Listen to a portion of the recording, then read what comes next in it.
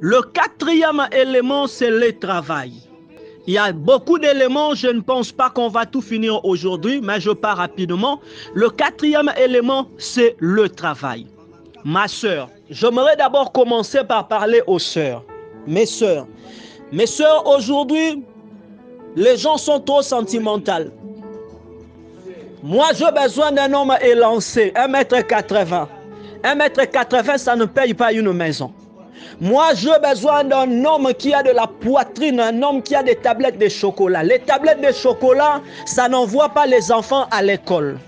Cherche un homme capable de travailler.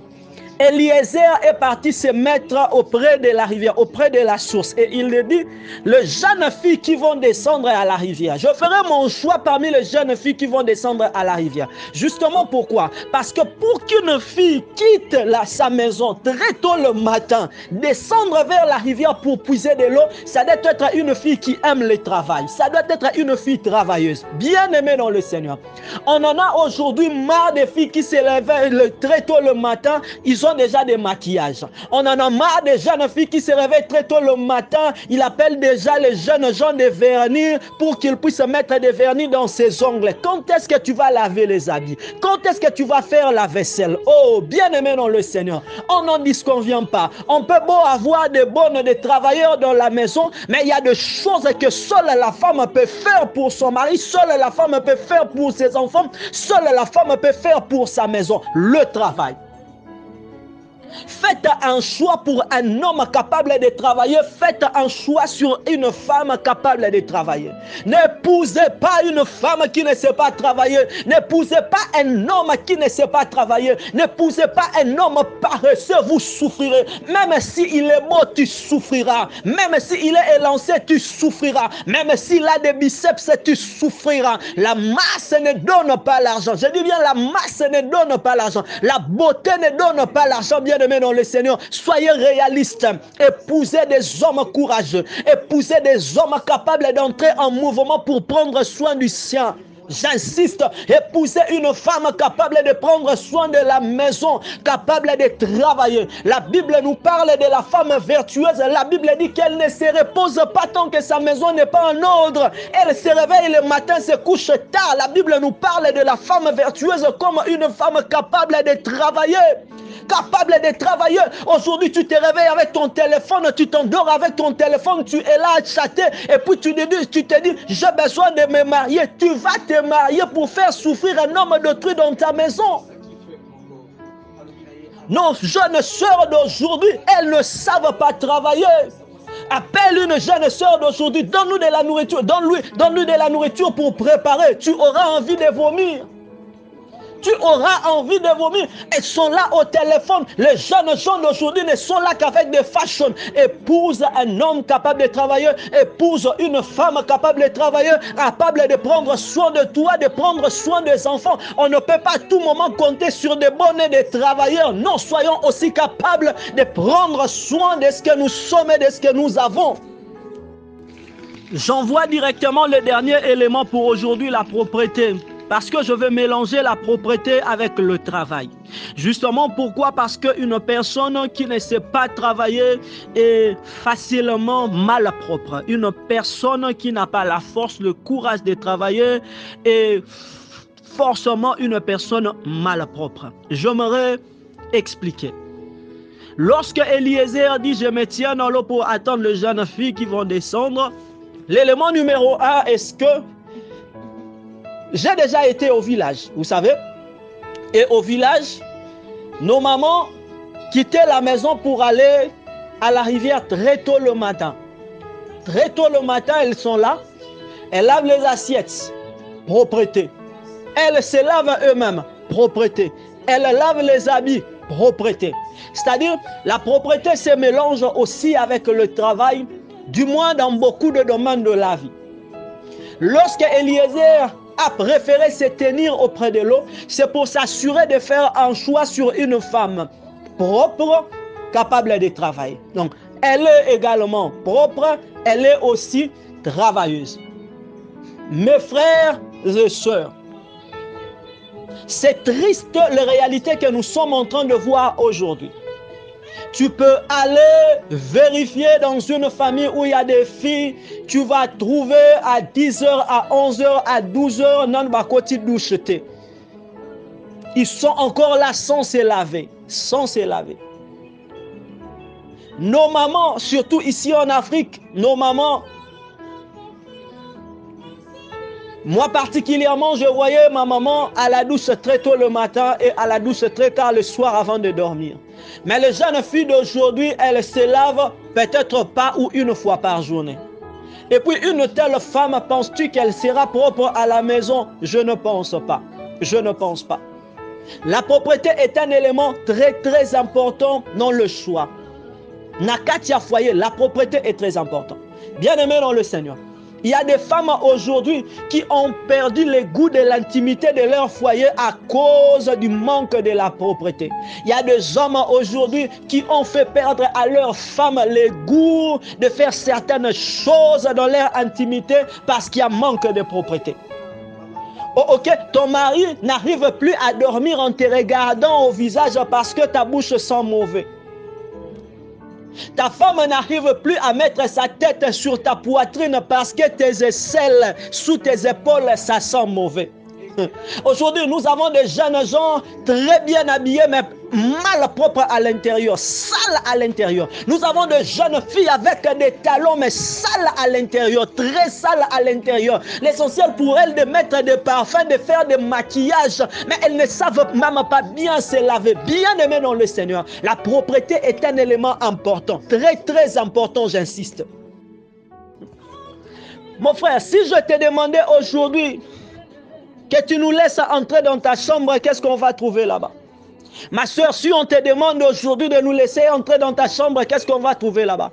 On va trouver d'autres vêtements intérieurs que tu as portés il y a de cela une semaine que tu n'as pas encore lavé. Mon frère, on va trouver là dans ta chambre, tu as peut-être 2 ou 3 sous-vêtements. Hein? Tu as un bon téléphone, mais tu as 2 ou 3 sous-vêtements. Un frère, un homme, un beau gars, tu en as que 2, tu en as que 2. Et puis, ce que tu as porté aujourd'hui là, tu vas encore le porter demain, tu vas encore le porter après-demain. Et puis, tu pars chez la jeune fille d'autrui, je vais t'épouser. Yaya, tu as besoin de l'assassiner ou quoi? Tu as besoin de l'assassiner ou quoi? Parce que toi-même là, ça se voit que tu ne t'aimes pas, tu n'aimes pas ton intimité. J'aimerais expliquer à une personne. Écoutez-moi bien. Par manque de propreté, il y a des mariages aujourd'hui qui sont entrés en désordre. Et le diable en profite. Tu t'imagines là, ton mari te trouve malpropre et puis le diable qui envoie une femme très propre, alors très propre, sérieusement propre, malgré qu'elle est possédée par un esprit mauvais, mais elle est propre physiquement comme ça. Elle sait bien se laver, elle sait bien mettre son corps dans un état de propreté extrême. Yaya. C'est pour ça que le combat sont en train d'entrer dans des foyers, dans des fiançailles. Et puis tu te dis, mais pourquoi tous les fiancés me quittent? Mais tous les fiancés te quittent d'abord parce que tu ne sais pas travailler. En plus, tu n'es pas assez propre. Tu n'es pas assez propre. Laissez-moi parler de ces choses. Vraiment, veuillez m'excuser. On doit en parler. On doit en parler. On a des frères aujourd'hui, frère, tu n'es pas encore marié, d'accord, tu es célibataire, d'accord, mais est-ce que tu es obligé de porter le même singlet 3 jours d'affilée, le même singlet? Tes sous-vêtements, tu n'arrives même pas à les mettre dans l'eau pour les laver. Yaya, tu as tes mains, non? Tu as tes mains, tu peux le faire. Tu manques tellement de propreté, mais ce sont des jeunes filles que tu cherches pour te marier. Ça, ce n'est pas du tout normal. Ce n'est pas du tout normal. Écoutez, moi, j'ai appris qu'il est important, surtout pour une femme, pour une fille. Tu vois les sous-culottes que tu as portées le matin, ce n'est pas le même que tu vas porter quand tu vas dormir. Pas du tout. Une femme, normalement, peut en changer une fois dans la journée. C'est-à-dire, ce que tu as porté avant midi, les après-midi, tu dois en changer. Ce que tu avais porté la nuit pour te réveiller le matin, tu ne peux pas encore le porter pendant la journée. Il faut que tu puisses les changer. Un homme aussi doit avoir ce genre de principe. Mais aujourd'hui, le principe de la propriété est banalisé. Tellement banalisé. On est focalisé sur les téléphones. On est focalisé sur le mariage. Et alors le principe du mariage. Et alors le base du mariage. C'est pourquoi nous rencontrons aujourd'hui des femmes qui est là, elle ne fait rien. Et puis, même son lit, là où elle dort avec son mari, elle appelle la bonne pour qu'elle puisse arranger son lit. Ya, les lits de ton intimité. Avec ton mari, hein. Tu envoies la bonne, hein, faire pour toi les lits. Hein. Tu envoies ta soeur, hein, faire pour toi les lits. Est-ce que tu es envoûté ou quoi? Tu es envoûté ou quoi? Ton hôtel avec ton mari, ton hôtel avec ton mari, là où vous offrez les sacrifices de votre plaisir, de votre mariage, et après avoir tout fait là, tu laisses tout en désordre, puis tu envoies ta soeur ou bien la bonne faire pour toi. C'est quoi ton problème, ma soeur? C'est quoi ton problème? Qu'est-ce qui ne va pas avec toi? Hein? C'est pourquoi il est important, mon frère, de faire un choix sur une femme qui sait travailler, sur une femme qui est propre. J'insiste sur une femme qui sait travailler, sur une femme qui est propre. Car une femme propre, une femme qui sait travailler est une femme vertueuse. Je dis c'est une femme vertueuse. Un homme ne peut pas dormir sans se laver. Une femme ne peut pas dormir sans se laver. Surtout lorsque vous êtes marié, vous ne pouvez pas dormir sans vous laver. Le jeune fille d'aujourd'hui, allez le matin chez elle à la maison. Lorsqu'elle se réveille le matin, regarde seulement ses pieds. Tu verras les pieds avec toute la poussière qu'elle avait. Elle s'est promenée par-ci, par-là, de poussière. Excusez-moi pour les lingala. Elle monte avec cette saleté au lit, ses pieds-là très sales. Elle s'endort comme ça et puis se réveille aussi le matin.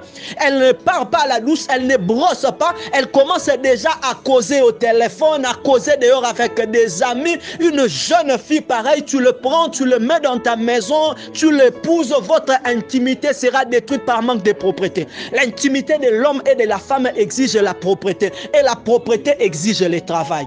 Merci beaucoup. Merci beaucoup mes bien-aimés, que Dieu vous bénisse abondamment, que Dieu vous bénisse. En tout cas, j'ai encore des choses à dire, tout dépendra de l'organisation du groupe.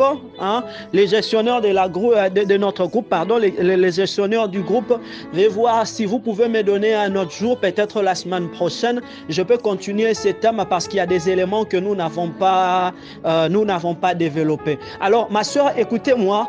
Épouser un homme qui n'aime pas travailler, épouser un homme fainéant, un homme paresseux, et sa mission suicide. J'insiste, c'est une manière de te suicider. Hein? Tu es vraiment suicidaire si tu tombes amoureuse d'un homme qui est paresseux.